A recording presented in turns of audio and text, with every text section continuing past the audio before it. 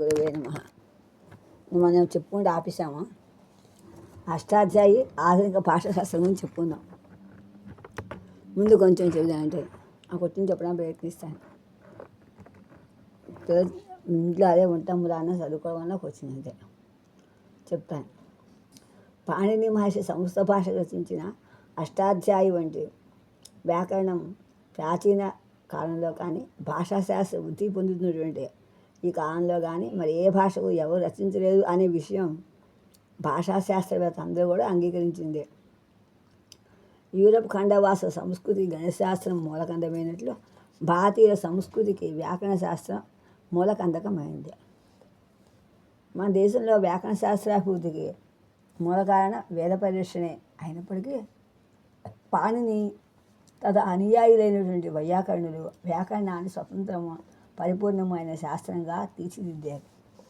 కానీ మహత్తర కృషిలో వారు అనుసరించిన సూత్రాలు అవలంబించిన పద్ధతులు వారు సమగ్రంగా చెప్పలేదు. కనుక అష్టాధ్యాయ నిర్మాణానికి పాణిని మహర్షి ప్రాతిపదికగా తీసుకున్న సిద్ధాంతాన్ని పరిశోధించి వివరించాల్సిన బాధ్యత సంస్కృత వ్యాకరణము ఆధునిక భాషాశాస్త్ర సిద్ధాంతాలు తెలిసినటువంటి పండితుల మీద ఉంది.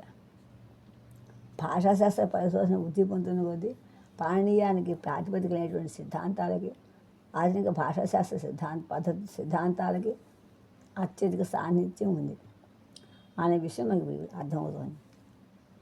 చూద్దాం. కానీ అయితే వ్యాకరణంలో ఉన్నటువంటి రచనలో తేలిక లాభం చూద్దాం. అష్టాధ్యాయుల సూత్రాల సంఖ్య సుమారు 4000 అయినప్పటికీ అది లౌకిక భాషకి వైదిక భాషకు కూడా పరిపూర్ణ వ్యాకరణం. ఇది చిన్న గ్రంథంలో పరిపూర్ణత పాణిని మహర్షి సాధించడానికి ఆయన అనుసరించినటువంటి సూత్రబద్ధతే కారణం. సూత్రాన్ని నిర్వచనం బాగా చెప్పారు చూడండి. అల్ప అక్షరమ సందిగ్ధం సారవత్ విస్తృతో ముఖం అస్తోభం అనవద్యం చ అస్తోభం అనవద్యం చ సూత్రం సూత్రవిదో విదుహు. తక్కువ వర్షాలతో కలిగినది, సందేహానికి తావులేనిది, సారవంతమైనది, సర్వవ్యాప్తమైనది, వ్యర్థపదాలు లేనిది, దోషరహితమైనది సూత్రమని సూత్రవేత్త అభిప్రాయం ఊహ. అందువల్ల ఈ అభిప్రాయాన్ని వ్యాకరణ శాస్త్రంలో 6 రకాల సూత్రాలు ఉన్నాయని శ్లోకం. అందుకే సూత్రసేవ కాళిదాస్ కూడా సూత్రసేవ అస్తమేగతి అన్నాడు. సూత్రాకైతే సూత్రం అంటే దారం అర్థం ఉంది. మణిపూసుల్లోకి అలాగైతే పూసలు గుచ్చాలన్నా, పువ్వులు కట్టాలన్నా, వస్త్రం తయారు చేయాలన్నా దారం ఎంత ముఖ్యమో అలాగే నీ రఘువంశం గురించి రాయడానికి మాకు ఈ మహాపంతులు చేసినటువంటి మనోవద్యం అంతకుముందే వాడు ఒక మణిని చక్కా చెక్కి కన్నాలు ఇప్పుడు రెడీ. కన్నం కూడా చాలా కష్టం, వద్యానికి కన్నం పడవాలంటే అన్నీ రెడీ అన్నీ సిద్ధం చేసి పెట్టారు. దాన్ని ఒక కన్నం కూడా పెట్టారు, రంధ్రం కూడా పెట్ట. నాకు దారిగా కనిపించింది. పూస ఓ పూస అలా పూస వరుసగా క్రమంగా గుచ్చడానికి నాకు దారి కనిపించింది. అందువల్ల నేను రాయగలుగుతున్నా. పూలన్నీ పక్కన పెడితే మాల కట్టం అవుతుంది, అలాగే ఒక దారాన్ని పక్కన వస్త్రంగా చేయవలసింది. అలాగా నాకు కూడా దారి కనిపిస్తుంది. అందువల్ల ఇక్కడ కూడా సూత్రం అంటే ఏంటి చెప్తాను, అలా సూత్రం అన్నమాట. కాళిదాసు సూత్ర వాస్తవమేగతి అంటే అంతరార్థం ఇదే నాకు తెలుస్తుంది. ఇంకా ఏం చెప్పాడు ఆయన? 6 రకాలు ఉన్నాయని చేయండి. వ్యాకరణం ముఖ్యంగా 6 రకాల సూత్రాలు ఉన్నాయని చెప్తాడు. ఏమిటది? సంజ్ఞా చ పరిభాష చ విధిర్నియమయేవ చ ప్రతిషేధో అధికారస్య షడ్విధం సూత్రలక్షణం అని. వీటిలో విధి సూత్రాలు, నియమ సూత్రాలు, ప్రతిషేధ సూత్రాల్లోనే వ్యాకరణం ఇముడుంది. అందువల్ల మిగిలిన 3 రకాల సూత్రాలు అంటే సంజ్ఞా సూత్రాలు, పరిభాషా సూత్రాలు, అధికార సూత్రాలు వ్యాకరణ సత్యాలని సంక్షేప రూపంలో వివరించడానికి కూర్చడానికి ఏర్పడింది. కనుక దీని చేతనే పాణిని మహర్షి సూత్ర నిర్మాణంలోనే కాక గ్రంథ నిర్మాణంలో కూడా చాలా లాఘవాన్ని పాలించడం మనకు అర్థమవుతుంది. అర్ధమాత్రాలాఘవే నా పుత్రోత్సవం మన్యంతే వైయాకరణ అనే సూక్తి వల్ల కూడా మన వైయాకరణులు లాఘవానికి ఎంత ప్రాముఖ్యం ఇచ్చారో మనకు అర్థమవుతుంది కదా. పూర్వకాలంలో మన దేశంలో రాత లేనప్పుడు రాయటం లేదు, కంఠస్థం చేయడానికి అనువుగా సంగ్రహంగా ఉండటానికి ఈ లాఘవాన్ని మా పూర్వీకులు ఏర్పరిచి ఉండొచ్చు. ఈ అభిప్రాయం ఆశ్రయించాలని ఆ పురుగులు ఈ ఆశ్రయాన్ని ఆశ్రయించి ఉంటారని పాశ్చాత్య పంట అభిప్రాయం. అది నిజమైనా కాకపోయినా భాషాతత్వాన్ని గ్రహించడంలో ఇది మన వైయాకరణులకి చాలా ఉపయోగించింది. దీనివల్లే వారు భాషలో అన్ని అంతరువులోనూ అంటే వర్ణ నిర్మాణం, పద నిర్మాణం, వాక్య నిర్మాణం అనేటువంటి అన్నిట్లో కూడా కొన్ని నీత సూత్రాలు వ్యవస్థ ఉంటాయని కొన్ని అంశాలకి తుల్య ప్రవర్తన ఉంటుందని గ్రహించగలిగారు. ఉదాహరణ చూడండి, ఇకోయడసి సూత్రం, ఇది 6వ అధ్యాయం 1వ పాదంలో 77 సూత్రం అని సూత్రం తీసుకుందాం. దీని అర్థం అచ్చుపరమైనప్పుడు ఈ భూ అలులకు స్థానంలో వరుసగా ఎవరోళ్ళు వస్తాయని అని. ఇందులో 4 అచ్చులకు సంబంధించినటువంటి కార్యాలు ఒకే సూత్రంగా చెప్పబడ్డాయి. ఈవు అలుని ఒక సముదాయంగా గ్రహించి వాటి ఇక్కు అనే ప్రత్యాహారాన్ని సౌజి చేయటం, ఎవరులకు ఎన్ను అనే ప్రత్యాహారాన్ని సౌజి చేయడం కేవలం లాభం కోసమే కాదు, ఇటువంటి ప్రత్యాహారాలు వాటి చెందినటువంటి వర్ణాలు ఒకే విధంగా వర్తిస్తాయి అని సత్యాన్ని స్పష్టంగా చేస్తాయి. ఈ సూత్రం మన ఎకోనజీ సూత్రం వల్ల 4 అచ్చులు సవర్ణం కానీ అచ్చు ముందు అంతస్తులుగా మారతాయని సూచిస్తుంది. అలాగే స్త్రీ భ్యోఢక్కు అని సూత్రం ఉంది స్త్రీవాచకాలో. 4వ అధ్యాయంలో 1వ సూత్రంలో 121వ పాదంలో 4వ అధ్యాయం 1వ పాదం 121వ సూత్రంలో స్త్రీవాచక శబ్దాలకి అపత్యార్థంలో ఢక్ వస్తుంది అని చెప్పాడు.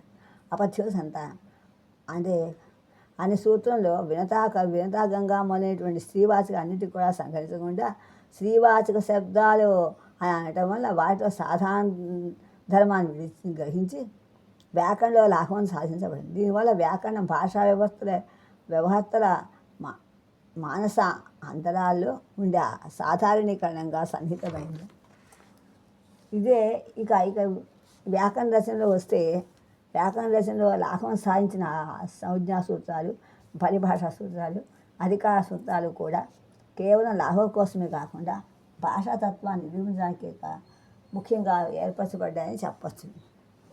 ఉదాహరణకి తరపు తమసోకహ అని 1వ అధ్యాయం 1వ పాదంలో 22 సూత్రం అష్టాధ్యాయులు. తరపు తమస్సు తరతమ భయపరిచేస్తూ ఉప్పుమయం కష్టమైంది తరాల మీద ఇంకోటి లేదు. అందుకే ఉపనిషత్తులు కూడా చెప్తున్నాడు, ఉక్షతరేభ్యో నమః అని. అలాగే ఉక్షతమాకు చెప్తున్నాడు.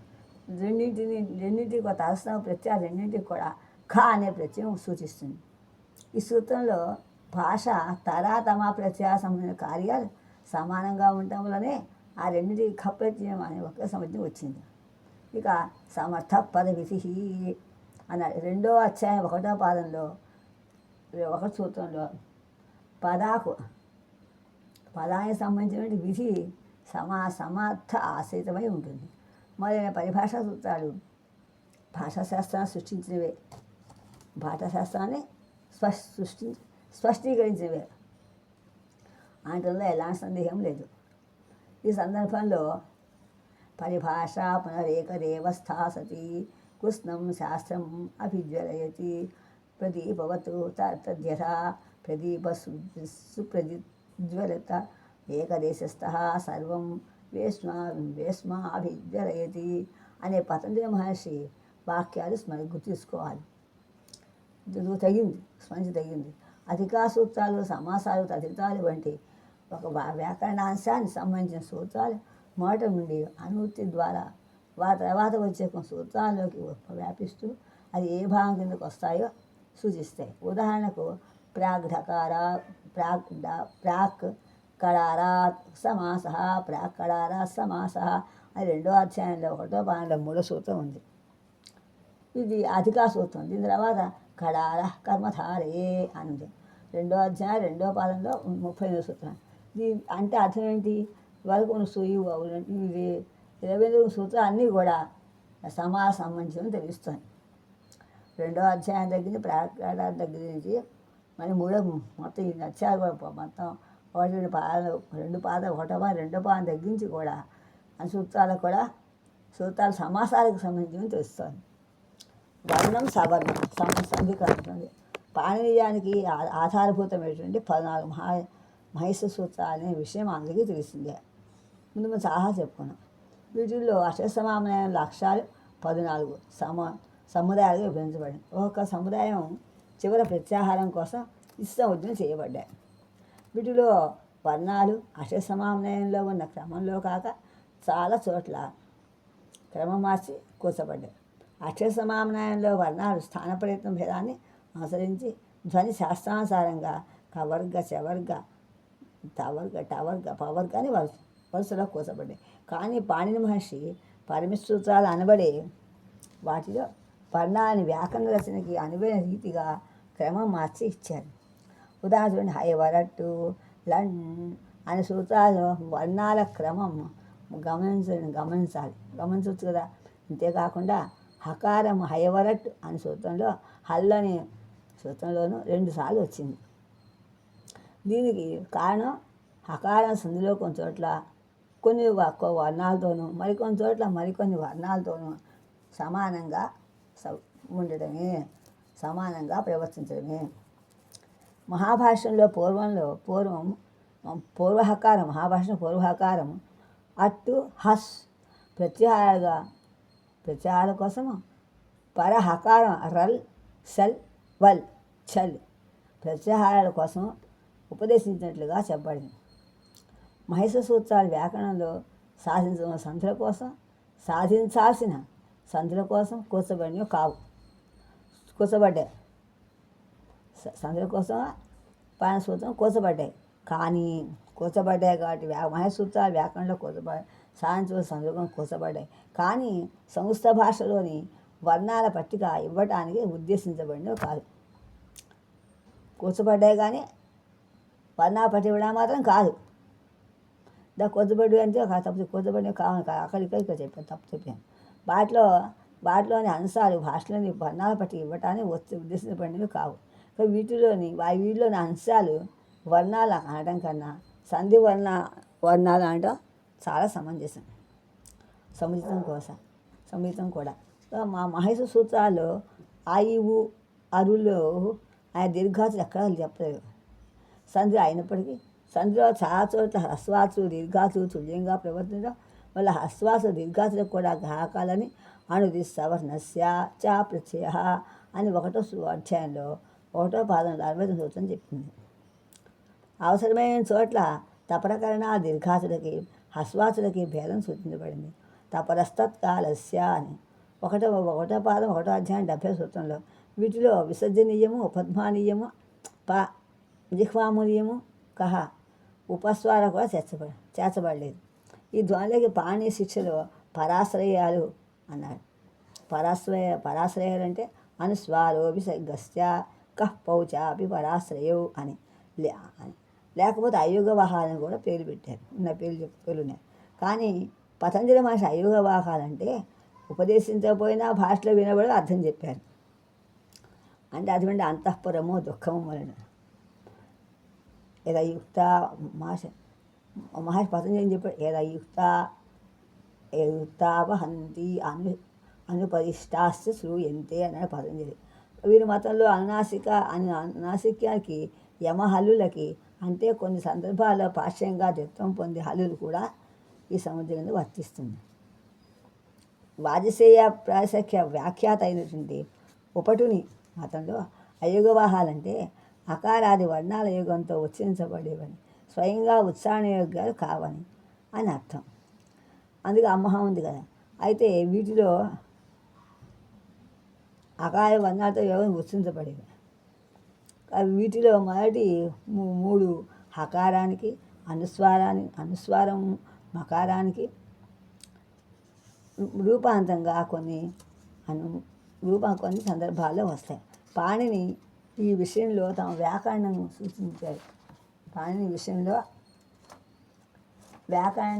సూచించారు. కానీ వాడి ప్రత్యేక ప్రతిపత్తి ఇవ్వలేదు. ఆధునిక భాషా శాస్త్రం ప్రకారం ఏం చేసింది భాషాశాస్త్రం? ఇటువంటి ప్రాశ్రయైన ధ్వనులకి వర్ణ ప్రతిపత్తి ఉండదని, వీటి సవర్ణాలు అంటారని మనం ముందు అనుకున్నాం. సంధి అంటే పాణి గారు ఏం చెప్తారో చూద్దాం. సంధి అంటే మహర్షి పాణిని మహర్షి పూర్వ ప్రాయశాఖ్యలో ధ్వనుల ఉత్పత్తి, స్థానకరణ ప్రయత్నాలు మొదలైన విషయాలను వివరించే ధ్వనిశాస్త్రం పరిపూర్ణంగా వృద్ధి పొందింది. ఆ కాలంలో ఐంద్ర వ్యాకరణం అనే పేరు గల వ్యాకరణం కూడా ఉన్నట్లు పతంజలి మహాభాషలో చెప్పారు. కానీ ఐంద్ర వ్యాకరణం సూత్ర రూపంలో కాక భాషలోని ప్రతి శబ్దానికి భాష కల భిన్న రూపాన్ని పారాయణ చేసే విధంగా ఉండేదని, అందువల్ల దాన్ని పూర్తిగా నేర్చడానికి ఇంద్రుడికి కూడా సాధ్యం కాలేదని తెలుస్తుంది వాక్యాల వల్ల. కాబట్టి ఆ సాధ్యమైన వ్యాకరణం కాదని చెప్పాలి. సూత్రరూపమైన వ్యాకరణం పాణి మహర్షి కొంచెం ముందు కాలానికి చెంది వారిచే స్మరించిన గార్గ్య, గాలవ, శాకటాయన, చాక్ర, వర్మణాల చేత ప్రారంభపడి పాణిని మహర్షి చేతిలో శాస్త్రీయతని, సంపూర్ణతని పొందిందని చెప్పచ్చు. తర్వాత మన కాలానికి ముందే ధ్వనిశాస్త్రం వృద్ధి పొంది ఉండటం వల్ల వ్యాకరణం ధ్వనిశాస్త్రం కన్నా భిన్నమైనది అనటంలో పాణిని మహర్షి అష్టాధ్యాయ ధ్వని గురించి చర్చించలేదు. భిన్నమైన అవటం వల్ల, ధ్వనిశాస్త్రం కన్నా భిన్నమైనది అవటం వల్ల దీనికి పాణి అష్టాధ్యాయం. కానీ అష్టాధ్యాయులో ముఖనాసిక అని వచ్చను అని నాసిక అని 1వ అధ్యాయం 1వ పాదం 2వ సూత్రంలో అనునాసిక సంజ్ఞని వివరించే సూత్రము ఒక్కటే ధ్వనులకు సంబంధించిందని అంటారు. కానీ అష్టాధ్యాయ సంధి విధానానికి అవసరమైన చోట ధ్వనిశాస్త్ర సిద్ధాంతాలు కూడా ఉపయోగించబడ్డాయి. ఉదాహరణకు చూడండి, తుల్యాస్య ప్రయత్నం సవర్ణం అని సూత్రం. ఇది 1వ అధ్యాయం 1వ పాదంలో 9వ సదృశ్యమైన ఆస్య ప్రయత్నం కల వలన వర్ణాలు సవర్ణాలు మారాయి. సవర్ణాలు స్థానేంద్ర తమః. మళ్ళీ 1వ అధ్యాయం 1వ పాదంలో 50 సూత్రం. స్థానికి వర్ణానికి సదృశమైనటువంటి వర్ణం ఆదేశంగా వస్తుంది. మొదలైన సూత్రాలు తీసుకోవచ్చు. ఒక వర్ణాన్ని సమన్నమైన వర్ణాలని, సదృశతమైనటువంటి వర్ణాలని నిర్ణయించడానికి మన ధ్వనిశాస్త్రమే ముఖ్యం కదా, ఆధారం కదా. అలా ఒక పదంలోని ధ్వనులు ఆ పదానికి లేక దాని పక్కన ఉన్న పదాలకి కానీ చెందిన సమీప ధ్వనుల వల్ల మార్పు చెందుతాయి అనేదే సంధి ప్రక్రియ సూత్రం. సమస్త వైయాకరణలు సంధి ప్రక్రియని క్షుణ్ణంగా చిన్న అంశాలతో సహా వివరించారు. కానీ ప్రాచీన గ్రీకు, రోమన్ వైయాకరణ గ్రంథాల్లో దీని గురించి చర్చే లేదు. సంధి, పదమధ్య సంధి, పదాంత సంధి అని 2 రకాలు చెప్పారు. ఒక వర్ణమే పదమధ్య సంధిలో ఒక విధంగాను, పదాంత సంధిలో వేరొక విధంగాను ప్రవర్తిస్తుంది. ఉదాహరణకి సంస్కృతంలో పదాంతమైన మకారం హల్లికి ముందు అనుస్వారంగా మారుతుంది. మోనుస్వార. 8వ అధ్యాయం 3వ పాదంలో 23వ సూత్రం. హరి వందే స్మోకాంశర. కానీ పదమధ్యంలో మకారం అనుస్వారంగా మారలేదు. గమ్యతే, రమ్యతే అని అక్కడేంది రాలేదు. రమ్యతే, గమ్యతే. అలాగే చూడండి తర్వాత ఇంకా సంధి ప్రక్రియలో కొన్ని సదృశ వర్గనాలు తుల్యంగా సమానంగా ప్రవర్తిస్తాయి అనే విషయం కూడా సంస్కృత వైయాకరణులు గుర్తించారు. ఇటువంటి సదృశ వర్ణాలకి లాఘవార్థం తేలిక కోసం సంజ్ఞ ఏర్పరచడమే మహేసూత్రాల యొక్క అంతరాత్మని, ప్రయోజనమని ప్రమం చేసుకున్నాం. కనుక వీలైనంత వరకు వారు ఒక్కొక్క వర్ణానికి ఇచ్చే మార్పుల్ని, వర్ణ సముదాయాన్ని వచ్చే తుల్యమైనటువంటి మార్పుల్ని వర్ణించారు. ఉదాహరణ అకస్తవర్ణే దీర్ఘ అనే 6వ అధ్యాయం 1వ పాదం 111లో ఆయన సవర్ణ దీర్ఘ సంధి ఉంది. ఇందులో ఐవు, అరులు అనే 5 అచ్చులకి కూడా సవర్ణం పరమైతే రెండింటికి దీర్ఘాదేశం దీర్ఘం ఏకాదేశం అవుతుందని చెప్పబడింది.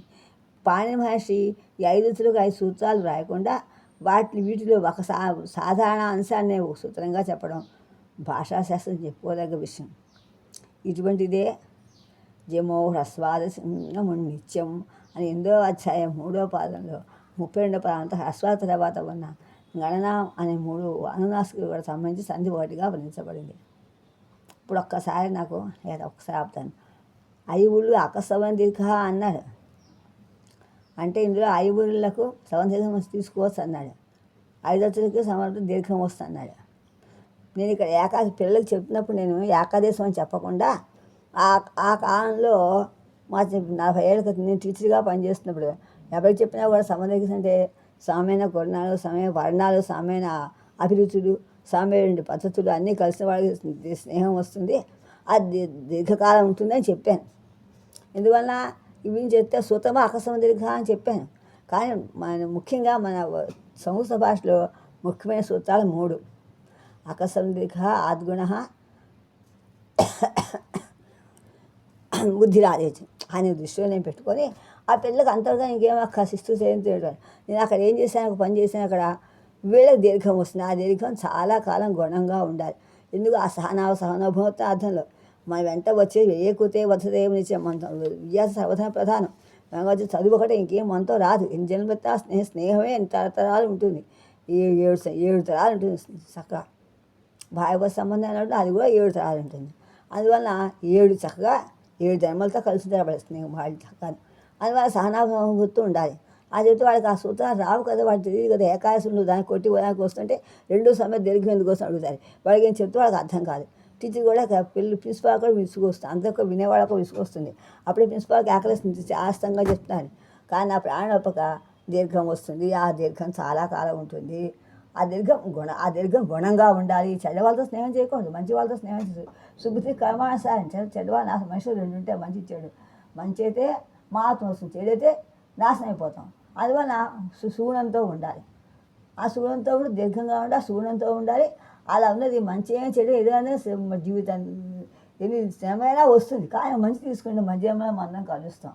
అది సహనాభూతి. అదే ఆ చెప్పుకుంటే అది ఎలా ఉండాలి, రోజు అభివృద్ధి అవుతూ ఉండాలి. చిన్న మొక్క వేస్తే ఆ మొక్క ఎలా పెద్ద అవుతుందో అలాగా. అది భాషా జీవనది కాబట్టి భాషా జీవనదిలో అక్షరాలు మా శరీరంలో నీళ్ళు ఏం చెప్తున్నా మనిషి బతడు కాబట్టి బాల్య యవ్వన కౌమార వృద్ధ అవసరాలు దాటుతాడో, యవ్వన కౌమార అవసరాలు దాటుతాడో, బాల్య కౌమార యవ్వన వృద్ధ ఇలా దాటుతారో, ఇవన్నీ ఇలా కూడా ఇవన్నీ ప్రౌఢ యవ్వన ఎలా దాటుతారో అలా ఈ చదువు కూడా మా సమానంగా ఎదగాలని, అయితే అభివృద్ధి అవ్వాలని, అదే అందుకే వేయకపోతే వచ్చిందని నేను చెప్పడం జరిగింది. అక్కడ అది గుర్తు చెప్పడానికి కొంచెం ప్రయత్నం చేశాను. అది ఎందువల్ల వాడు చెప్తే అర్థం కాదు. సూతమ అని చెప్పాను. అకస్మ దీర్ఘ, ఆద్గుణ, బుద్ధిరాదేశం. దీని వ్యతిరేకమే ఎనాదేస్తుంది. మొత్తం వ్యతిరేకాలే మొత్తం గ్రామర్ అంతా, వ్యాకరణం అంతా. కర అంటే చేయి కదా, సంబంధం చేయది కరణం.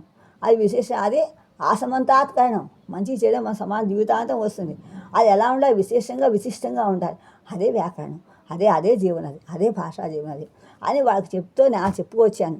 అంటే ఆ కాలం వాళ్ళకి, ఆ టైం వాళ్ళకి, ఆ శిస్తు వాళ్ళకి ఏముంటే 5వ క్లాస్ వాళ్ళకి అంత ఎక్కువ ఉండవు. వాళ్ళు రాసుకొని ఎంఏకి వచ్చినాయి అడిగారు. సో బాగా పనిచేస్తుంది. ప్రిన్సిపాల్ తిట్టినాడు, పట్టించుకో. నాకు బాగా అనిపించింది. ప్రిన్సిపాల్కి ఆకలిస్తుంది, ఎందుకని ఆస్తంగా చెప్తారని. కానీ వాళ్ళు చెప్తే విని అర్థం కాదు.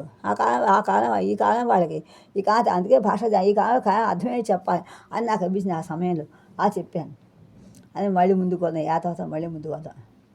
ఈ సూత్రాలు చెప్పడం జ్ఞమోహ హ్రస్వ ఇలాంటిదే. ఇలా సూత్రమే మళ్ళీ ఇంకో సూత్రం ఉంది, జమోహ హ్రస్వాతి నిత్యం అని. ఇది 8వ అధ్యాయం 3వ పాదం 32వ శ్లోకం. ఈ పదాంతంలో హ్రస్వాస తర్వాత ఉన్న గణనాం అనే 3 అనునాసికలకి సంబంధించిన సంధి ఒకటిగా వర్ణించబడింది. వర్ణానుసారంగా గమనానాం నాసికాచ అని ఒక వరుసలో సూత్రం కోసమే అని చెప్పాడు. మహేశ్వర సూత్రంలో మార్చబడింది అని తెలుసుకోవాలి. ఇలా మార్చడం వల్లనే గమగణనలు 3ని జమ్ అని ప్రత్యాహారం చేయడానికి వీలైంది.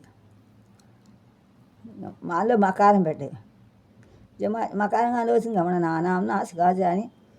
అందువల్ల ఇది సాధారణీకరణం. ఈ విధంగా సాధ్యం కానప్పుడు మాత్రమే హూఢ అని హకార పదాంతంలో జల్లు వచ్చింది. ఆ జల్లు పరమైనప్పుడు అక్కడ ఏమొచ్చింది, ఢకార ఆదేశం వచ్చింది.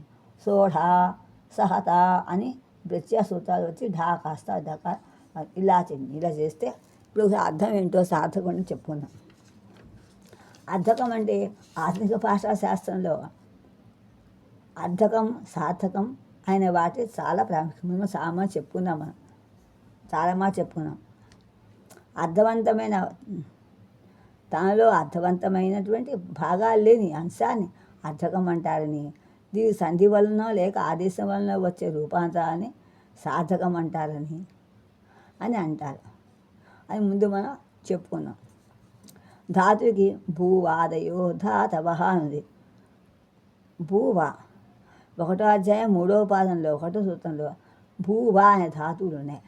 భూసత్తాయ మకుట ఉండుట, మనం ఉంటే కానీ చెయ్యది. అదే భవ, అవి పుట్టుక. భూ అంటే భవతి, పుట్టుక. లేదా మనం ఏం చేస్తాం? పుట్టుక ఏం చేయాలి? వసతి వస నివాసే, భూ మనం ఉండాలి, నివాసం చేయాలి. అప్పుడు మనకి ఇవన్నీ వస్తాయి. ఈ రెండు ధాతువులకు కూడా ధాతువులకు కూడా ప్రాతిపదిక అంటారు. ప్రాతిపదిక అంటే అర్ధవదాతు అప్రత్యయ ప్రాతిపదికం అని చెప్పాడు.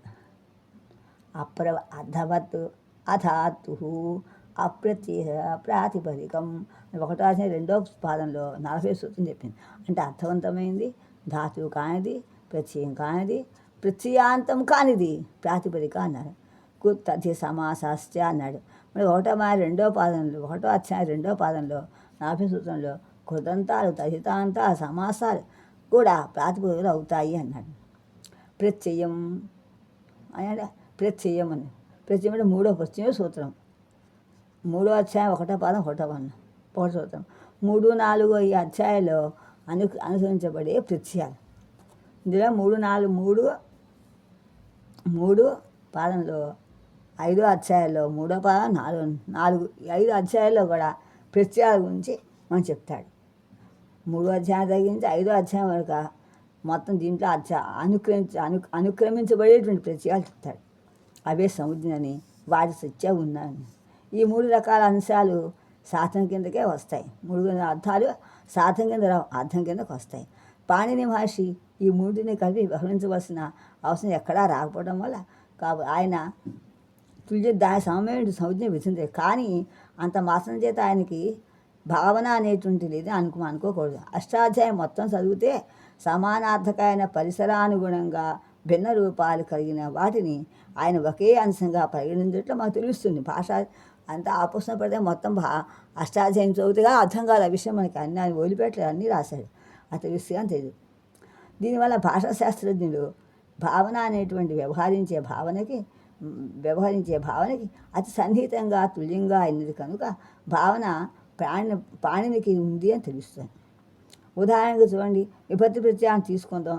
స్వాజమౌటు జష్టాభ్యాం భిస్, భ్యాం భ్యస్, ngసిభ్యాం భ్యస్, ngసోపాం జో సుప్పు అని 4వ అధ్యాయం 1వ పాదంలో 2వ సూత్రం. అంటే ఏంటి? సు ఔజస్ అంటే మూల విభక్తుల్లో ఒకరితో మాట్లాడలేం. విభక్తి ప్రపంచంగా అంటే విభక్తి ఉంటే ప్రపంచంతో ఉంటుంది. నిత్యం ఆడిన మాటని చాలాసార్లు చెప్పుకున్నాను, ఇందాక రోజు చెప్పుకుంటున్నావని. విభక్తి ప్రత్యయాలు పడ్డాయి. కానీ ప్రాతిపదిక స్వభావానుగుణంగా వీటికి వచ్చే ఆదేశాలు లేక సార్థకాలు ఏది ముందు అధ్యాయంలో 7వ అధ్యాయం చెప్పాడు. బిస్ చూడండి, బిస్ అనే తృతీయ విభక్తి బహువచనం ప్రత్యయానికి హ్రస్వాకారంత ప్రాతిపదికమైనటువంటి ప్రాతిపదిక. తర్వాత ఐస్ వచ్చింది. ఇంకా చెప్పుకున్నాం ఒకసారి మనం రామేభ్య చెప్పుకున్నాం, చాలాసార్లు చెప్పుకున్నాం. ఆయుసం వస్తుంది. రామై అని చెప్పే సూత్రము అతోభిస్ ఐస్సు అని 7వ అధ్యాయం 1వ పాదం 9వ సూత్రం. అష్టాధ్యాయ చివరి భాగంలో ఉంది. ఇది పాణి ఉద్దేశంలో బిస్ ఐస్ అనే 2 ఒకే అర్థాన్ని సూచించే అంశ రూపాంతరాలు. ఇలాగే ఈయన సమార్థకమైన భిన్నకాల ప్రత్యయాలకు ముందు వచ్చే హత్సు వత్తు ధాతువులకి ఒకే అంశగా లెక్కబెట్టారు. హనోవతలింగి అన్నాడు. 2వ అధ్యాయం 4వ పాదంలో 42. అర్థవంతమైన లింగు పరమైతే హన్నికి వత్ అనే ఆదేశం వస్తుంది. వత్యాత్ అంత పదం అవుతుంది.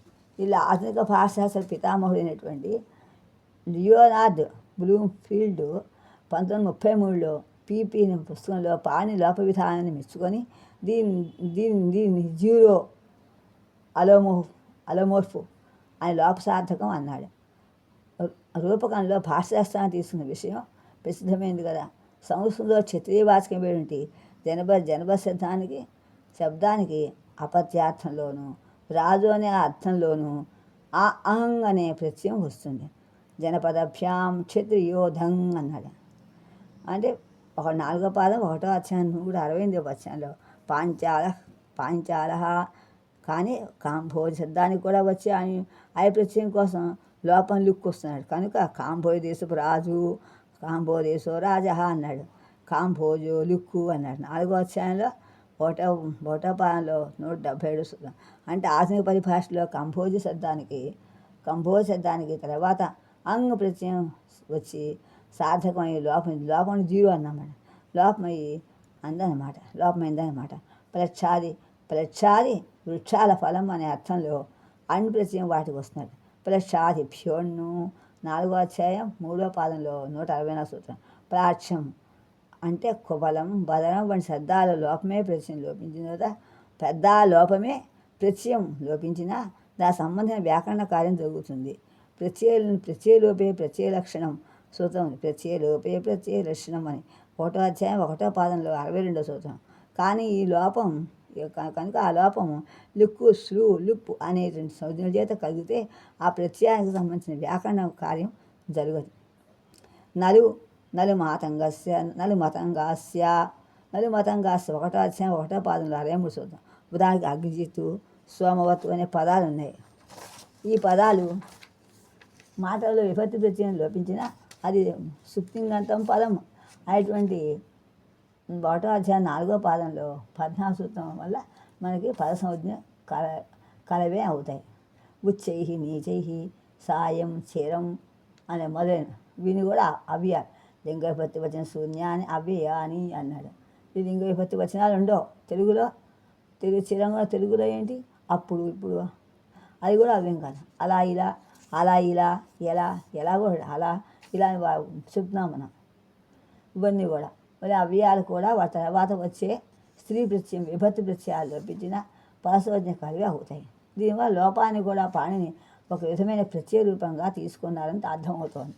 అదర్శనం లోపహ అన్నాడు. అందుకనే 1వ పాదం 1వ అధ్యాయంలో 60 సూత్రంలో కనపడకపోవటం అంటే వర్ణ వినాశనమే కదా, కానీ ప్రత్యయ వినాశనం కాదు కదా. లోపమనే సూత్రం కూడా ఈ ఉద్దేశాన్నే బలపరుస్తోంది. ప్రత్యయం కనపడకపోయినా దానికి సంబంధించిన వ్యాకరణ కార్యాలు జరుగుతూ ఉంటామే. పాణిని మహర్షి లోప విధానాన్ని అవలంబించి దానికి ముఖ్యమైన మార్గదర్శనం కూడా మనకి అవ్వచ్చు. తర్వాత ఆర్థిక సంవర్గాల ప్రాధాన్యం. ఆధునిక భాషా శాస్త్రంలో ఆధునిక భాషా శాస్త్రంలో అతి నవీనమైనది పటిష్టమైనది అయిన శాఖ పరివర్తన ఉత్పాదన వ్యాకరణం. దీని వాక్య నిర్మాణానికి అర్థ నిర్మాణానికి మిగిలిన శాఖలో కన్నా ఎక్కువ ప్రాధాన్యం ఇవ్వబడుతోంది. ఈ శాఖకు చెందిన భాషాశాస్త్రజ్ఞ అభిప్రాయంతో ఒక భాషకు ఉన్న వ్యాకరణం అంటే ఆ భాషా నిర్మాణాన్ని ఆధారభూతమైన సిద్ధాంతం. వీరి దృష్టిలో ప్రతి భాషకి మూలమైన వక్తృ మనోగతం మూలమైనటువంటి ప్రతి భాషకి మూలమైన వక్తృ మనోగతమే అంటే మాట్లాడేవాడి యొక్క మనస్సు ఎవరు చెప్తారో వాళ్ళకి మనోగతం అర్థ నిర్మాణం ఉంటుంది. అర్థ నిర్మాణము వ్యవహారంలో ధ్వని రూపము కానీ లిపి రూపం కానీ అయినటువంటి బహిరంగ నిర్మాణం ఉంటాయి. అర్థ నిర్మాణం ముఖ కళలను బట్టి అని తెలుస్తే అక్కడ వాళ్ళ ఆ సభ ఏదైనా అక్కడ మాట్లాడడానికి సభలోకి వెళ్తే సభలో ఉన్న ముఖకళను బట్టి మనం సభలో ఉన్న వాళ్ళ మొహాలతో మాట్లాడాలి. వాళ్ళు వినకపోతే మనం చెప్పినంత చెడుగా శంఖం ఉన్నట్టే. వాళ్ళకి అర్థమయ్యే రీతిలో మనం చెప్పని విషయాన్ని అర్థమయ్యే చెప్పాలి. అలా దీనివల్ల అది ఉంటుంది చెప్తాం. అందువల్ల చెప్పి దీన్ని ఆలంబనంగా చేసుకొని ప్రారంభమే దానికి తగిన బహిరంగ నిర్మాణాన్ని సాధించేదే లేకపోతే ఉత్పత్తి చేసేదే వ్యాకరణం అని వీరు నమ్ముతారు. పరివర్తన వ్యాకరణాల చేత దృష్టిలో వ్యాకరణానికి అష్టాధ్యాయ చాలా దగ్గర పోలుకున్నాయి. ఈ మాట నిజంగా ఆశ్చర్యమైనప్పటికీ కూడా నిజం సత్యమే కదా. అష్టాధ్యాయ నిర్మాణం చూస్తుంటే మనకి నిజంగా ఇది సాధ్యమవుతుంది. అష్టాధ్యాయ మొదటి అధ్యాయంలో వర్ణ నిర్మాణాన్ని ఇవి సూత్రాలు ఉన్నాయి. అంటే ఆత్మనేపదం పరస్మేపది ఏ అర్థంలో వాడతారో, ఒక విభక్తి ప్రత్యయం ఏ అర్థాల్లో వాడతారు, ఎటువంటి అర్థాల్లో పదాలు ఒకదానితో సమసిస్తాయి, సమాసం అవుతుంది, సమసిస్తే కలిసిపోతాయి అని అమ్మలేనివి. ఈ అర్థాలకు సంబంధించినటువంటి ప్రత్యయాలు వాటి భిన్న రూపాంతరాలు ఉదాత్త స్వైత స్వరాలకి సూత్రాలు సంధి సూత్రాలు మొదలైనటువంటి బహిరంగ నిర్మాణానికి సంబంధించిన విషయాలు అష్టాధ్యాయిలో మనకి కనిపిస్తున్నాయి. ఇవన్నీ కూడా చివరి భాగంలో ఇచ్చాడు ఆయన కూడా.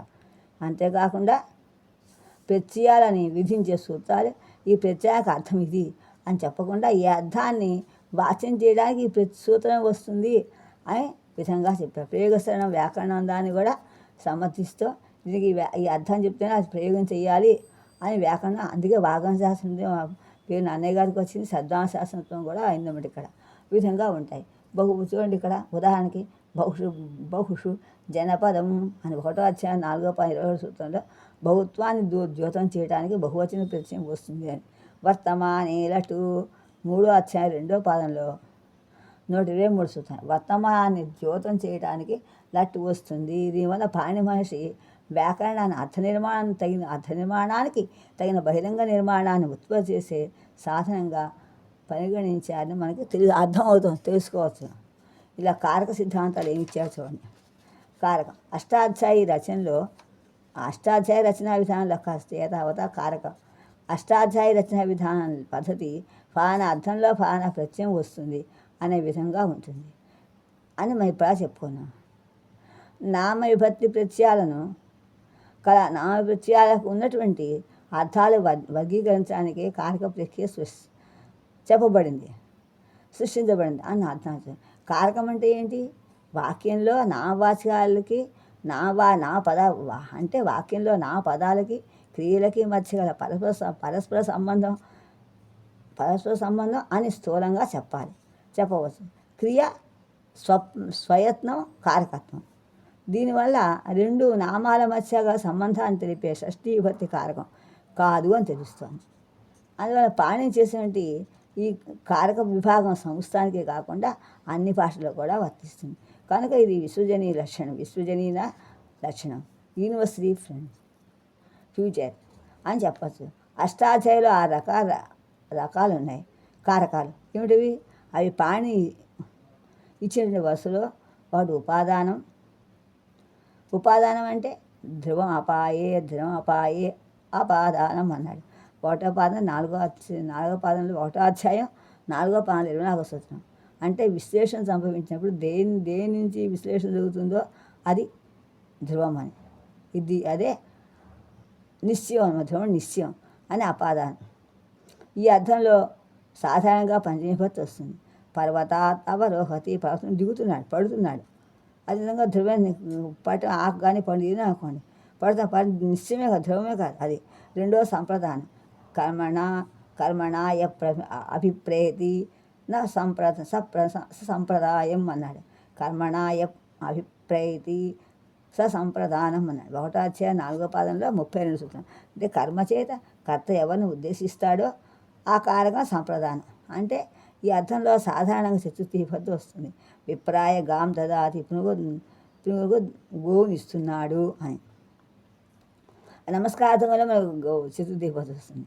అలాగే 3 కరణం సాధకతం కరణం అని. ఇవన్నీ కూడా 1వ పాదం 4వ అధ్యాయంలో 43 సూత్రం. క్రియాసిద్ధిలో ప్రకృష్టోపకరణ కారకంగా వివక్షించబడేది కరణం. ఈ అర్థంలో మొట్టమొదటి సాధారణంగా తృతీయ విభక్తి వస్తుంది. పరశునాచ్చినంతి అని.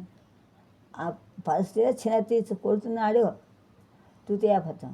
అలాగే అధికరణం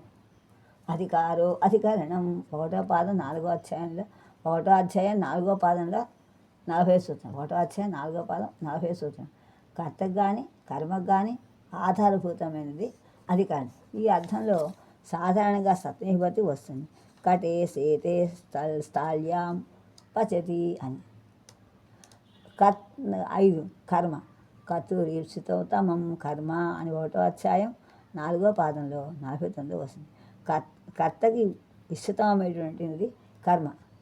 తథాయుక్తం చానీప్సితం అని 1వ అధ్యాయం 4వ పాదంలో 50 సూత్రం. కర్మకి ఇష్టతమైన దానికి క్రియకి గల సంబంధాన్ని వంటి సంబంధం కల అనిష్టమైనది కూడా కర్మ అవుతుంది. అకథితంచా అని మళ్ళీ 1వ అధ్యాయం 4వ సూత్రం 51. అపాదానాది కారకాలని చెప్పబడినది కూడా కర్మ అవుతుంది. ఈ అర్థంలో సాధారణంగా ద్వితీయ విభక్తి వస్తుంది.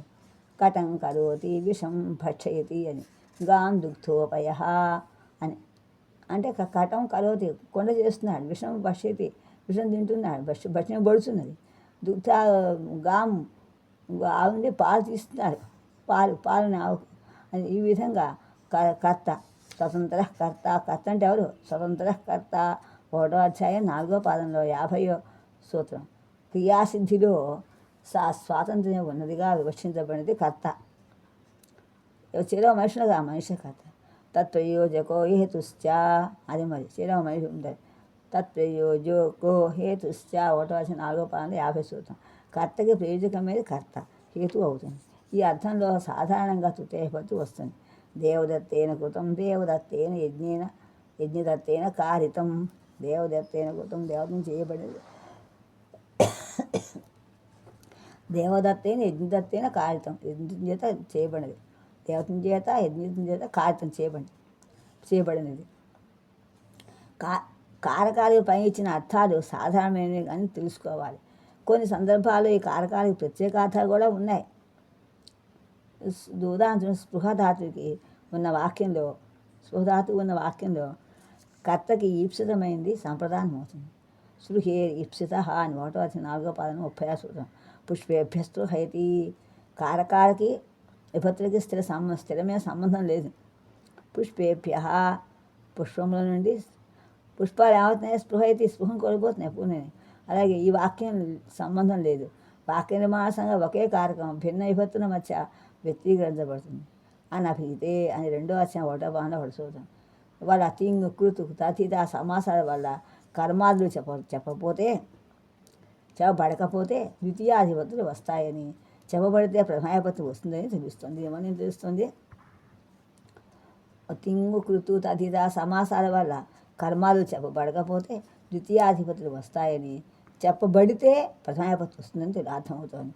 ఉదాహరణ క్రియతే కటహ. ఇక్కడ క్రియాధిపతి తింగ్ వచ్చింది. కటహ క్రియతే చేయబోతున్నాడు. అలాగే ఇక్కడ క్రియాధిపతి తింగ్ వచ్చింది. అందువల్ల నాకు కర్మ చెప్పబడింది కనుక కర్మార్థంలో ప్రథమే వచ్చింది. కానీ కటం కరోతి అనే చోట క్రియాధిపతి వల్ల కర్మ చెప్పబడలేదు. అక్కడ ఎవరు చేస్తున్నాడు కనుక కర్మార్థంలో ద్వితీయ వచ్చింది. ఇంతేకాకుండా పతనలి వివక్షాత కారకాని భవంతి అన్నాడు. పతంజలి ఏమన్నాడు? వివక్షాత కారకాణి భవంతి అన్నాడు. అని చెప్పినట్టు భక్తుల వివక్ష నువ్వు అనుసరించి కారకాలు వస్తాయన్నాడు. అంతే కదా. దేవదత్త స్థాళ్యాం పచతి. ఇందులో స్థాళి అధికారణంగా వివక్షపడింది కనుక దానికి సప్తమి విభక్తి వచ్చింది. కానీ స్థాళినే కర్తగా చెప్తే స్థాళి పచతి అని అది చెప్పచ్చు. తెలుగులో చూడండి అర్థమవుతుంది మనకి. ఈ గిన్నె సేరు మురుగుతుంది. లేకపోతే ఈ గిన్నెలో పాలు ఇన్నే పడతాయి, ఎక్కువ పడినా పొంగిపోతాయి, సరి ఊరిపోతాయి. సేరు అంటే నాకు కొలత అన్నమాట. నీ పెన్ను బాగా రాస్తుంది అన్నట్టుగానే మా భాష మా ఉన్నత రాజులు మంత్రులు ఉన్నప్పుడు స్వతంత్రంగా మాట్లాడరు. వాళ్ళు లేనప్పుడు స్వతంత్రంగా ఇంట్లో పెద్దవాళ్ళు ఉంటే స్వతంత్రంగా మాట్లాడరు. ఎవరు లేకపోతే స్వతంత్రంగా చక్కగా ఫ్రీగా మాట్లాడతారు.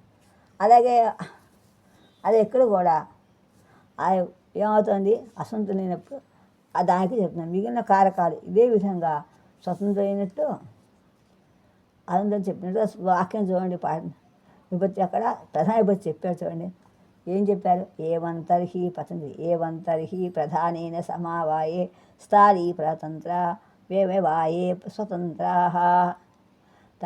తద్యథా అమాత్యానాం రాజ్ఞా సహ సమవాయే పారతంత్ర్యం వ్యవాయే స్వాతంత్ర్యం. రామేణ హతో వాలి రామో బాణేన వాలినః వాలినం అహనత్తు. చూడండి వాక్యం ఉంది. రామేణ బాణేన వాలి రాముని చేత కొట్ట బాణం చేత చచ్చిపోయాడు. కానీ రామో బాణేన వాలిన అవుతుందా? రాముడు బాణం చేత వాణ్ణి చంపాడు. రెండు తేడా రెండు వాక్యాలు ఉన్నాయో. విభక్తి మాత్రం అర్థం ఒకటే, అర్థం భావం. కానీ వాక్యాలు రెండు ఎలా ఉంది చూడండి. అదే ఈ రెండు వాక్యాల్లో వాలి శబ్దాలు రామశబ్దం అర్థం కూడా విభక్తులు తేడాలో ఉన్నా ఈ వాక్య అర్థం ఒకటే కదా. దీన్ని చెప్పడానికే కారక ప్రీకి ఉపయోగిస్తుంది. రెండింటిలో రామశబ్దం కర్తృకారకంలోనూ ఉంది, వాలి శబ్దం కర్మకారకంలోనూ మార్పు లేకుండా ఉన్నాయి. ఇది ఇలా ఆలోచిస్తే ఏమైంది? కారకా స్థిరమైనవని, అవి అర్థాన్ని నిర్మాణానికి చెందాయని, వారిని వ్యక్తీకరించే భిన్న విభక్తులు బహిరంగ నిర్మాణానికి చెందాయని పాణిని చెప్పినట్టుగా మనకు అర్థమవుతుంది. ఈ భాషాశాస్త్రజ్ఞులు ఈ కారక సిద్ధాన్ని క్రమించి భాషాశాస్త్రం దీనికి అందువల్లనే దీన్ని భాషాశాస్త్రంలో చేర్చారు, స్థానం కల్పించారు అని చెప్పచ్చు. ఇలా అయిన తర్వాత ఇంకా వాక్య నిర్మాణం చూద్దాం ఒకసారి. సంస్కృత వ్యాకరణంలో వాక్య నిర్మాణం గురించి చర్చ లేదని ఈ ఈ మధ్యకాలం దాకా పాశ్చాత్య పండుగ అంటూ ఉండేవారు. వారి ఈ అభిప్రాయం తప్పని, వారి భ్రమకు కారణమని సంస్కృతం భాషలో వాక్యంలో పదక్రమం ఇంగ్లీష్లో వలె స్థిరమైనది కాకపోవటమేనని ఇప్పటి పండితులకి తెలిసింది. భాషాశాస్త్రంలో కూడా వాక్య నిర్మాణం గురించిన పరిశోధన ఇటీవలే బాగా అభివృద్ధి పొందుతోంది. వాక్య నిర్మాణ తత్వం తెలిసిన తర్వాతనే పండితులకి అష్టాధ్యాయిలో కూడా వాక్య నిర్మాణ చర్చ ఉంది అని తెలిసింది. అష్టాధ్యాయిలో అవసరమైన చోట కొందరు తెలిసింది. అవసరమైన చోట పదక్రమాన్ని గురించి చర్చ కూడా ఉంది. ఉదాహరణకి ఉపసర్గలు లౌకిక భాషలో ధాతువుకి ముందు వస్తాయి కదా. వైదిక భాషలో అవి ధాతువుకి ముందు కానీ వెనుక కానీ రావచ్చు. వాటి మధ్య ఇతర పదాల యొక్క వ్యవధానం కూడా పొందవచ్చు. ఈ విషయం ఆ సూత్రాల్లోనూ చెప్పబడింది. అది చూడండి, ప్రాదయ అని సూత్రం ఉంది. ప్రాపర ఉదాహరణ అర్థమవుతుంది. ఉపసర్గ క్రియా యోగే అని 1వ అధ్యాయం 4వ పాదం 59 సూత్రం. తే ప్రాగోధాతో అని 1వ అధ్యాయం 4వ పాదంలో 80 సూత్రం. ఛందస్సి పరేవి అని వెంటనే ఛందస్సు మళ్ళీ వేరే ఉంటుందయ్యా అంటున్నాడు. ఛందస్సు ఎలా ఉంటుందో చూడండి. 1వ అధ్యాయం 4వ పాదంలో 81 వ్యవహతి వ్యవహితాశ్చ ఉంటుంది. 1వ అధ్యాయం 4వ పాదం 82 సూత్రం. 82 సూత్రాలు అన్నమాట. 81, 82 సూత్రాలు 1వ పాదం 4వ అధ్యాయంలో. కనుక పూర్వ పాశ్చాత్య పండిత అభిప్రాయం నిర్మూలమే కదా. ఈ అష్టాధ్యాయ వాక్య నిర్మాణం చర్చ ఉందని ఇది ఒక సిద్ధాంతమే, ఒక ముఖ్య ప్రమాణం. సంస్కృతంలో పద నిర్మాణం చాలా కష్టమైంది. ఇతర భాషలో 2-3 మాటల్లో చెప్పవలసిన భావం సంస్కృతంలో ఒకే మాటలో చెప్పచ్చు. ఉదాహరణ చూసి వైయాకరణ అన్నాడు అని వ్యాకరణం చదివేవాడు ఇలా తెలిసినవాడు అర్థం. పితరు అనగా తల్లిదండ్రులను తెలిసింది. పుత్రియతి పుత్రుడు కావాలనుకున్నవాడు. ఇలా లేకపోతే ఇంకొన్ని పుత్రుడుగా చూసుకుంటున్నాడు అర్థం. ఇలా పద నిర్మాణానికి ఆధారభూతమైన వాక్య నిర్మాణాన్ని పరిశీలించకుండా పద నిర్మాణ వర్ణన సాధ్యం కాదు. కనుక పాణిని సర్వత్రా వాక్య నిర్మాణం ఆధారంగా తీసుకుని దాని సమమైనటువంటి పద నిర్మాణాన్ని దాని నుంచి సూత్రాల ద్వారా సాధించాడు. ఈ సందర్భంలో మనము సంస్కృత వ్యాకరణంలో వృత్తి, విగ్రహం అనే భావనలని గమనించాలి. వృత్తి అంటే వాక్యార్థాన్ని చెప్పగలిగిన ఏకపదం పరార్థాభిధానం. పరార్థాభిధానం వృత్తి అని అర్థం. విగ్రహం అంటే వృత్తికి గల అర్థాన్ని వివరించే వాక్యం. వృత్తి అర్థాత్ అవబోధకం వాక్యం విగ్రహ అని. పాణిని విగ్రహవాక్యాన్ని ప్రాథమికంగా తీసుకొని దానికి సమమైనటువంటి వృత్తిని సాధించాడు. దీన్ని బట్టి ఆయన విగ్రహవాక్యాన్ని అంతరంగ నిర్మాణంగాను, వృత్తిని బహిరంగ నిర్మాణంగాను తీసుకున్నట్టు పరిగణిస్తూ మనకు అర్థమవుతుంది, తెలుసుకోవచ్చు. బహిరంగ నిర్మాణంలో అనేకార్థత ఉండవచ్చు, కానీ అంతరంగ నిర్మాణంలో అనేకార్థత ఉండడానికి వీల్లేదు.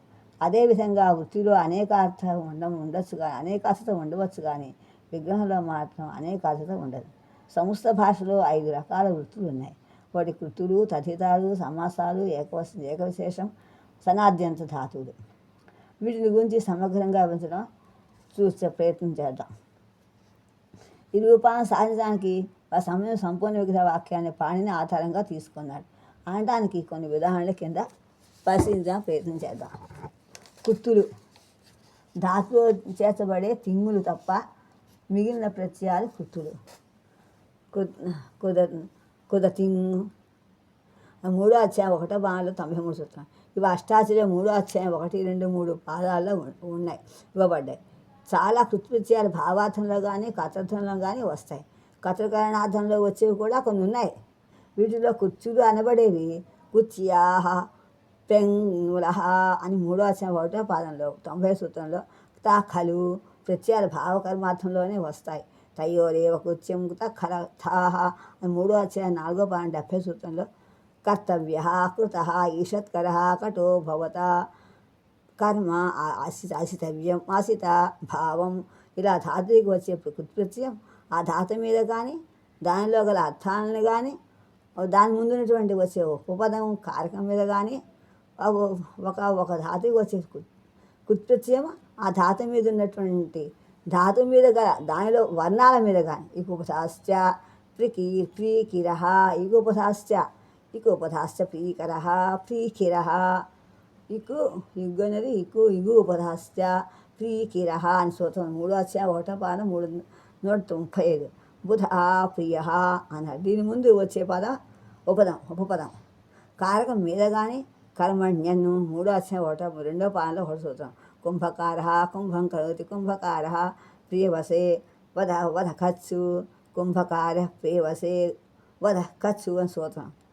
ఇది 3వ అధ్యాయం 2వ పాదం 35వ సూత్రం. కుంభకార ప్రియవసే పద ఖచ్చు అని. ప్రియం వదహ వశం వదహ అని. ఉత్మ అంటే ఉత్పన్నమయ్యే నామానికి ధాతు వ్యాపార కారక సంబంధం మీద కానీ అర్తిరూధు సుఖన సహచర ఇత్రహ అని 3వ అధ్యాయం 2వ పాదంలో 140. అరిత్రం కరణార్థం అని ఆధారపడింది. చేయదాన్ని బట్టి కరణార్థం చేసేదాన్ని బట్టి ఆధారపడింది చెప్పాడు. ఏదావత 4వది తథితాలు. 4వ అధ్యాయం ప్రథమ పాదంలో మాట కొన్ని సూత్రాలు, 5వ అధ్యాయం 4వ పాదం చివర కొన్ని సూత్రాలు తప్ప అన్ని 2 అధ్యాయాలలో మిగులు సూత్రాలను తచిత ప్రత్యయాలకు సంబంధించాయి. తచిత ప్రత్యయాలు అపత్యం తస్యాపత్యం 4వ పాదం 4వ అధ్యాయం 1వ పాదం 92. తస్యాపత్యం అని 4వ అధ్యాయంలో 1వ పాదంలో 92 సూత్రం. సమూహ 4వ అధ్యాయంలో 2వ సూత్రం 37 సూత్రం. 2వ పాదం 4వ అధ్యాయం 2వ పాదం 37వ సూత్రం. ఇది ఆదిగల దేశం. తస్మిన్ అస్తి దేశన్నామ్ని అని అంటే 4వ అధ్యాయం 2వ పాదం 67 సూత్రంలో అనేక అర్థాలు వస్తాయి. సమర్థానం ప్రథామాద్వా అని 4వ అధ్యాయం 182 సూత్రంలో సన్నిహితమే బంధువులైనటువంటి పదాలతో సూత్రం మాట నిర్దేశించబడి పదానికి కానీ దానికి సమమైనటువంటి పదానికి కానీ విభాషగా తచిత ప్రత్యయం వస్తుందని చెప్పి ఉదాహరణ చూడండి. దక్షస్య అపత్యం అనే వాక్యంలో దక్ష అనే అనే దానికి అపత్యార్థంలో తస్యాపత్యం అని 4వ అధ్యాయం 1వ పాదం 92 సూత్రం చెప్పాడు. ఇంగ్ అన్నాడు. మళ్ళీ 4వ అధ్యాయం 91వ పాదంలో 95 సూత్రం వల్ల సూత్రాలు ఇంగ్ వచ్చి ప్రత్యయం వచ్చి దాక్షి అనే సద్ధిత రూపం వచ్చింది. దానివల్ల పాణి వాక్యం మూలంగా తీసుకొని దానికి సమమైనటువంటి తత్తుల్యమైన దర్శనాన్ని సాధించి తెలుసుకోవచ్చు. ఒకే అర్థంలో వచ్చే తథిత ప్రత్యయాన్ని అన్నిటినీ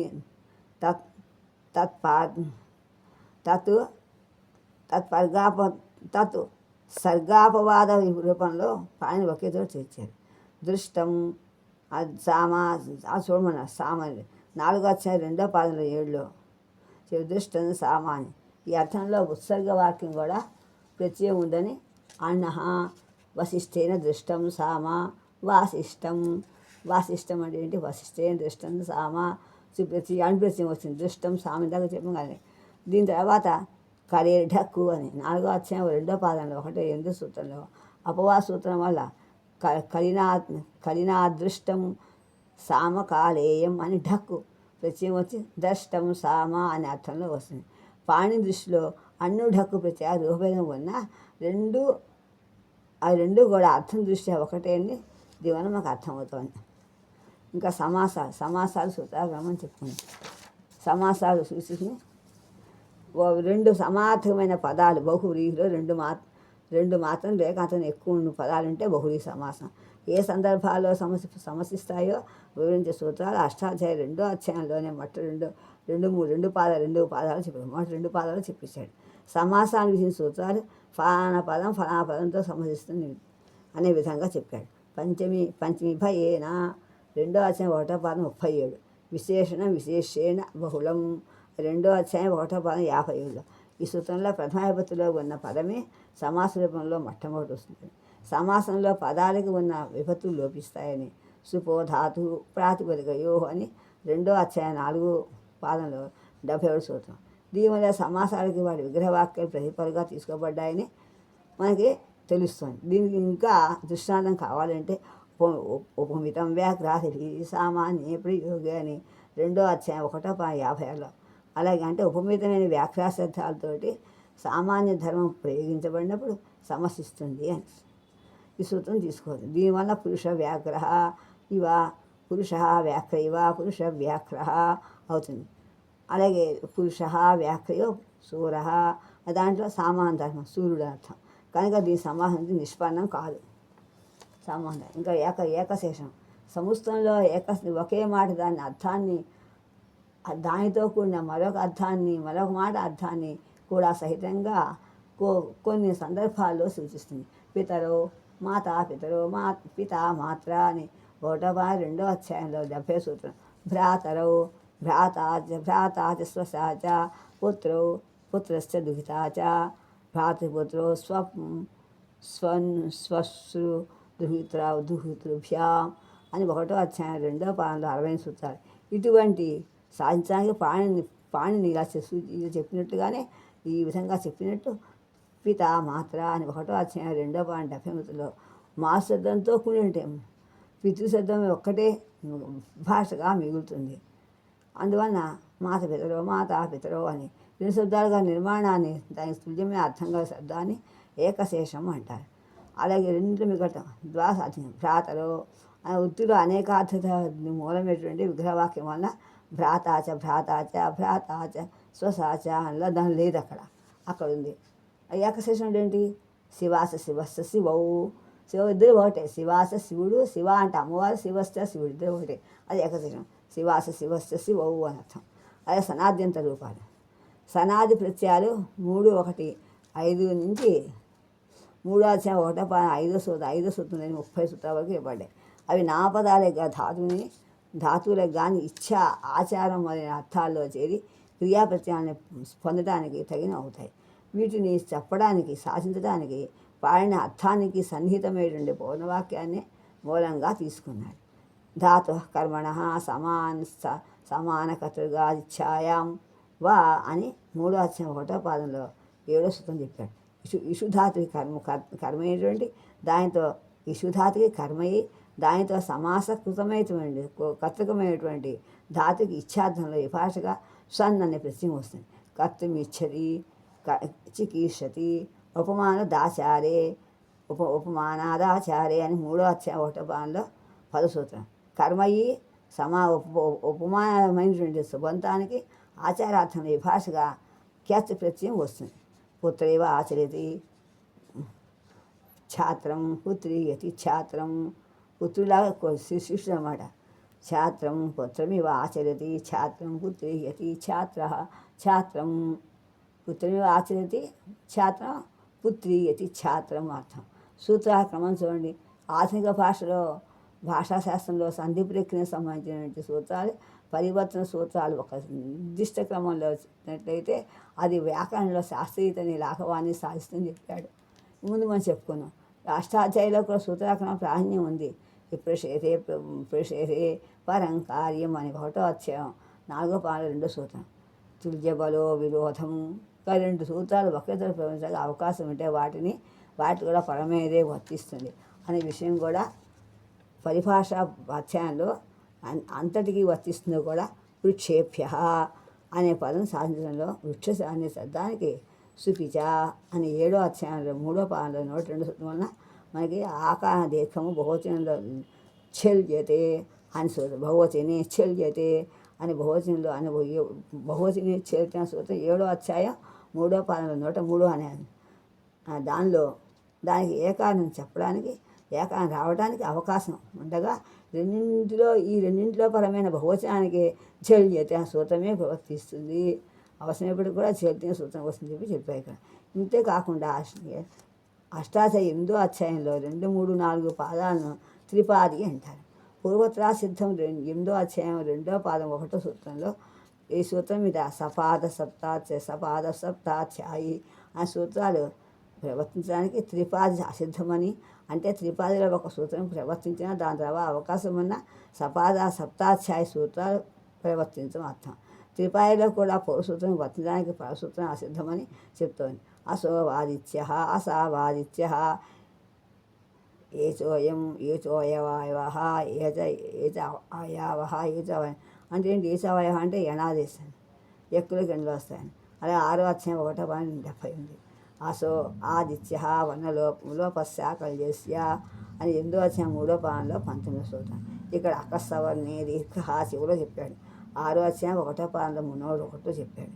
వీడున్న బకార లోపానికి కారణమైనటువంటి సూత్రం త్రిపాదిలో ఉంది కనుక త్రిపాదిలోదే కనుక దానికి తర్వాత ప్రవర్తించదు, దాని తర్వాత అది ప్రవర్తించదు.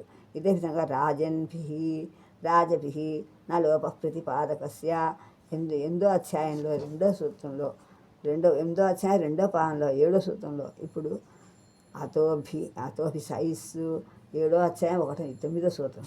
అశ్వాకారం తర్వాత భిస్సుకు 5 సారేసుకున్న సూత్రం రావడానికి అవకాశం ఉన్నప్పుడు కూడా నలోపానికి కారణమైన సూత్రం త్రిపాదిలోది కాబట్టి దాని తర్వాత ఇది వర్తించదు, దాని తర్వాత ఇది పని. త్రిపాదిలో సూత్రాన్ని క్రమబద్ధమైనవి, పదాంత పదమధ్య సంతులకు సంబంధించినవి. సపాద సప్తాధ్యాయి త్రిపాది విభజన వల్ల పాణిని సంధి ప్రక్రియావరణలో శాస్త్రీయం సాధించడం పాణిని పద్ధతి తరచూ ఆశ్చర్యంగానూ నవీనంగా ఉంటుంది అన్నటువంటి ప్రొఫెసర్ రేణు వర్ణనకు మంచి ఉదాహరణగా చెప్పచ్చు. ఈ విధంగా అంటే నాకు వచ్చినట్టుగానే చెప్పడం అష్టాధ్యాయం గురించి చెప్పాను. ఇంకా చెప్పాలి కొంచెం చెప్పాను, ఇంకా చాలా కొంచెం చెప్పాను నాకు నేర్చుకుంటే